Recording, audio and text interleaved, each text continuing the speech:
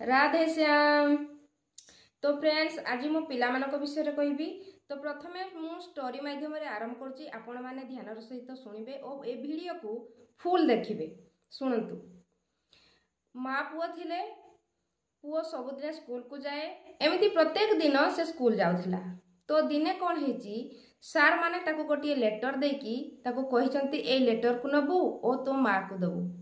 तो से पिला आसीची घर को, से लेटर को माँ को धरे देची। तो माँ कहले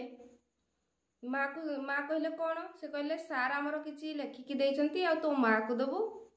माँ कह कौन लिखाई।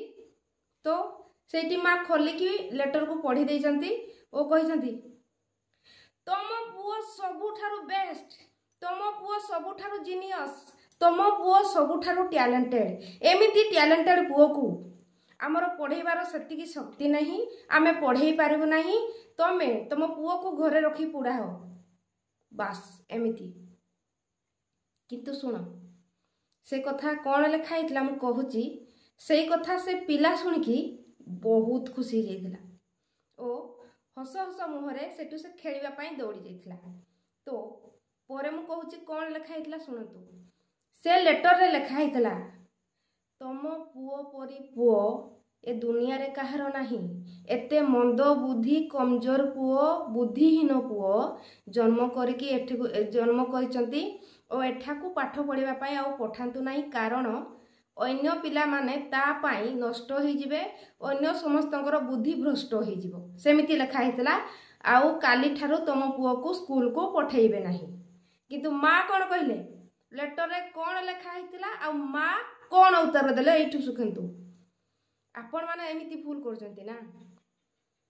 सार कौन कहिथिबे कि कहि नथिबे फोन कर एबे कौन करजंती सार माने स्कूल रु फोन करजंती घर को ए तम पुओर एतिकी कम एमिति हिची सेमिति हिची। तो माँ कौन करूची पिला मानकू अधिक जोर जोर आकट करिकी तो द्वारा किछि हेबनी, तू बहुत तू सब समस्त ठारो मूर्ख, तू किछि करि पारिबुनी, एमिति कथाबार्ता पिला मानकू करछ।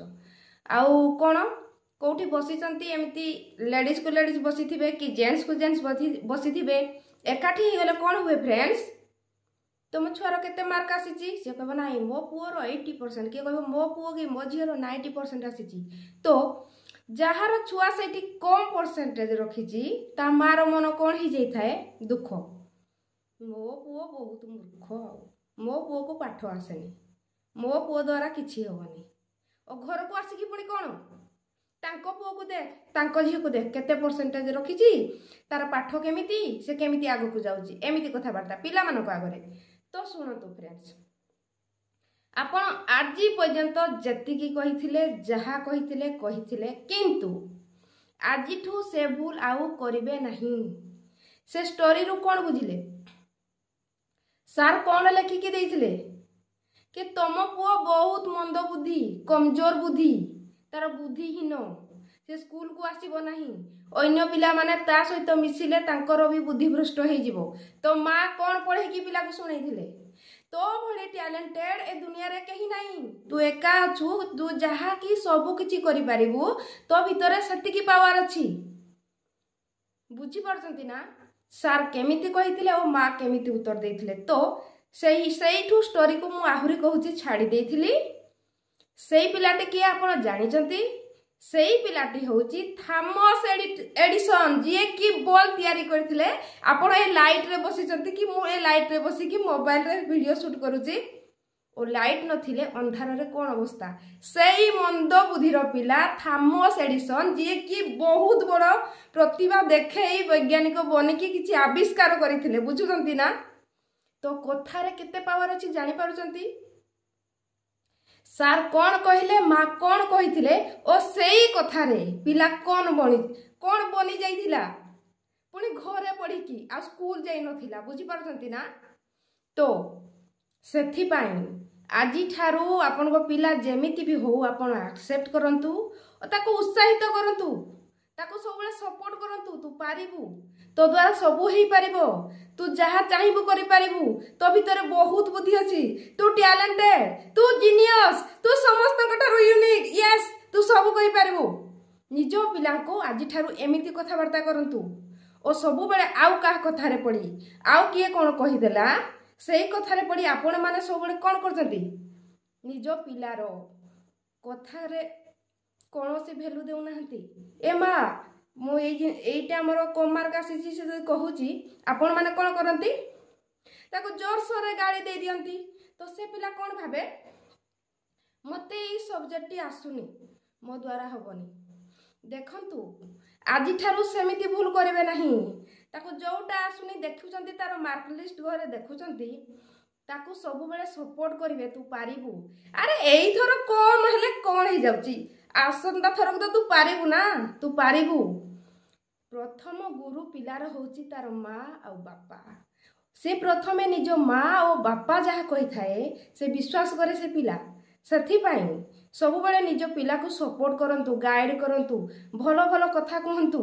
ଆଉ କାହା କଥାରେ ପଡ଼ି ନିଜ ପିଲାକୁ ତଳକୁ ନିଅନ୍ତୁ ନାହିଁ ଓ ସବୁବେଳେ ଆଉ କାହା କଥାରେ ପଡ଼ି ଆକଟ କରନ୍ତୁ ନାହିଁ କି ତାଙ୍କ ଛୁଆ ହାତିକି ମୋ ଛୁଆ ହାତିକି ଆଉ କାହା କଥା କହିକି ତାର ମାଇଣ୍ଡ ସେଟ୍କୁ ଲୋ କରନ୍ତୁ ନାହିଁ। ମୁଁ କହୁଛି କାରଣ ଆପଣ ଷ୍ଟୋରିରୁ ଜାଣିଲେ ସେଇ ଷ୍ଟୋରିରେ କ'ଣ ଶିଖିଲେ ଯେ ସାର୍ କ'ଣ ଲେଟରରେ ଲେଖି ଦେଇଥିଲେ ଓ ମା କ'ଣ କହିଥିଲେ ପିଲାକୁ ଓ ସେ ପିଲା କ'ଣ ବନିଯାଇଥିଲା।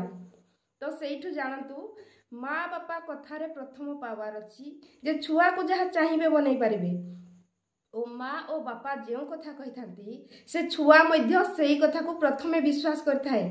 କାହିଁକି ନା ଫ୍ରେଣ୍ଡସ୍, ଆମେମାନେ ହିଁ ପ୍ରଥମ ଗୁରୁ ଆମ ନିଜ ଛୁଆମାନଙ୍କର ଦାୟିତ୍ୱ ନେବା ପାଇଁ ଅଛନ୍ତି। ଯେ ସାର୍ ଯାହା କହୁଛନ୍ତି ସ୍କୁଲରେ ଯାହା କରୁଛି କରୁ, ଘରୁ ତ ଆପଣ କିଛି ଶିଖେଇ ପାରିବେ, କିଛି ବୁଝେଇ ପାରିବେ।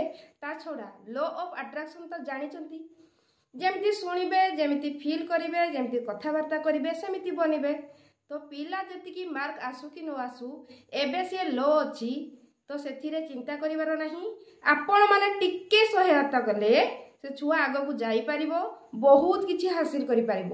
ତ ସେଥିପାଇଁ ମୋତେ ଲାଗିଲା ଏଇ ଷ୍ଟୋରିଟି ମୁଁ ଆଜି ମା ବାପାଙ୍କ ପାଇଁ ପ୍ରଥମେ ନେବି। ତ ସେମାନେ ବୁଝିକି ନିଜ ଛୁଆମାନଙ୍କୁ ଗାଇଡ଼ କରିବେ, ସପୋର୍ଟ କରିବେ, ଆଗକୁ ନେଇପାରିବେ। ତା ଛଡ଼ା ଆଉ ଗୋଟେ ମୁଁ କଥା କହୁଛି, ଆଜିଠାରୁ ଆପଣଙ୍କ ମାନଙ୍କ ଛୁଆମାନଙ୍କୁ ସଂକଳ୍ପ ମାନେ ଆଫର୍ମେସନ୍ କରିବା ପାଇଁ କୁହନ୍ତୁ। ମୁଁ କିଛି ଆଫର୍ମେସନ୍ କହି ନେଉଛି, ଛୁଆମାନଙ୍କୁ ଆପଣ ଆଜିଠାରୁ କହିବେ। ତାକୁ କହିବେ ପ୍ରତ୍ୟେକ ଦିନ ଶୋଇକି ଉଠିଲା ପରେ ପ୍ରଥମେ ଶ୍ରୀକାନ୍ତ ତାକୁ ଗ୍ରାଟିଟ୍ୟୁଡ୍ ଦେବା ପାଇଁ ଧନ୍ୟବାଦ କରିବେ ଓ ଧନ୍ୟବାଦ ଦେଇ ସାରିଲା ପରେ ସେ ଆଫର୍ମେସନ୍ କରିବେ ମିରର ସାମ୍ନାରେ। ଏମିତି ନୁହେଁ, ମିରର ସାମ୍ନାରେ କରିବେ। ତ କେମିତି କରିବେ, I am a talented, yes, I am a talented, I am a genius, I am a unique, I am a best, I am the best, I am a valuable, I am a importance। ଏମିତି ଶିଖାନ୍ତୁ ଓ ଯଦି ପାରୁଛନ୍ତି ଆଉ କିଛି ସଂକଳ୍ପ ଲେଖି ନିଅନ୍ତୁ ଓ ସେ ପିଲାକୁ କୁହନ୍ତୁ କରିବା ପାଇଁ। ବୁଝିଲେ, ସେଇ ସଂକଳ୍ପ ସେ ଛୁଆ ଯେତିକି କରିବ ସେମିତି ବନିବାରେ ଲାଗିବ। ଓ କ'ଣ ହେଇଥାଏ ଫ୍ରେଣ୍ଡସ୍, ସ୍କୁଲରେ ଯେତେବେଳେ ଟିଚର କିଛି କ୍ୱେଶ୍ଚିନ୍ କରିଥାନ୍ତି ପିଲାମାନେ କ'ଣ କରିଥାନ୍ତି, ବେଳେବେଳେ ତାଙ୍କର କନଫିଡେନ୍ସ ଲେଭେଲ କମ୍ ହେଇଯାଇଥାଏ। ସେ ଉତ୍ତର ଜାଣିଥିଲେ ମଧ୍ୟ ଡରିଯାଆନ୍ତି କହିବା ପାଇଁ। ବୁଝିଲ, ତ ସେଥିପାଇଁ ଯେତେବେଳେ ସଂକଳ୍ପ କରିବେ, ଆଫର୍ମେସନ୍ କରିବେ, ତାଙ୍କର ଆତ୍ମବିଶ୍ୱାସ ବଢ଼ିବାରେ ଲାଗିବ ଓ ସେଇ ପାୱାର ବଢ଼ିବ। ସେମାନେ ଆଉ ପଛକୁ ଫେରିବେ ନାହିଁ, ସେମାନେ ଆଗକୁ ବଢ଼ିବାରେ ଲାଗିବେ। ତ ମୋ କଥାଟି ଆପଣ ନିହାତି ରୂପେ ବ୍ୟବହାର କରିବେ, ଆପଣଙ୍କ ଛୁଆମାନଙ୍କୁ କହିବେ ଏମିତି କରିବା ପାଇଁ। ଓ ଆପଣ ଆଜିଠାରୁ ଯଦି ଏମିତି ଛୁଆମାନଙ୍କୁ ଡାଟୁଛନ୍ତି, ଆକଟ କରୁଛନ୍ତି, ଆଜିଠୁ କରିବେ ନାହିଁ, ତାଙ୍କୁ ସପୋର୍ଟ କରିବାକୁ ଚେଷ୍ଟା କରିବେ। ତ ଆପଣଙ୍କ ଲାଇଫରେ ଆପଣଙ୍କ ପିଲାମାନେ ଆପଣଙ୍କ ନାଁକୁ ନେଇ ଉଜ୍ଜଳ କରିବେ, ଏ ଦେଶର ଭବିଷ୍ୟତ ବନିବେ। ଓ ଦେଶର ଭବିଷ୍ୟତ ବନିଲେ କ'ଣ ହେବ ଜାଣିଛନ୍ତି, ସୁନାର ଦେଶ ବନିବ। ତ ମୋତେ ଲାଗିଲା ଏମିତି ଆଜି ନିଶ୍ଚିନ୍ତ କହିବା ଦରକାର ଓ ସମସ୍ତେ ଜାଣିବା ଦରକାର। ଯଦି ଭିଡ଼ିଓଟି ପସନ୍ଦ ଲାଗିଛି ଆପଣମାନେ ନିଶ୍ଚିନ୍ତ ଭାବରେ କମେଣ୍ଟ କରିବେ, ଲାଇକ୍ କରିବେ, ସେୟାର କରିବେ। ରହିଲି, ନମସ୍କାର। आप सबका मंगल हो।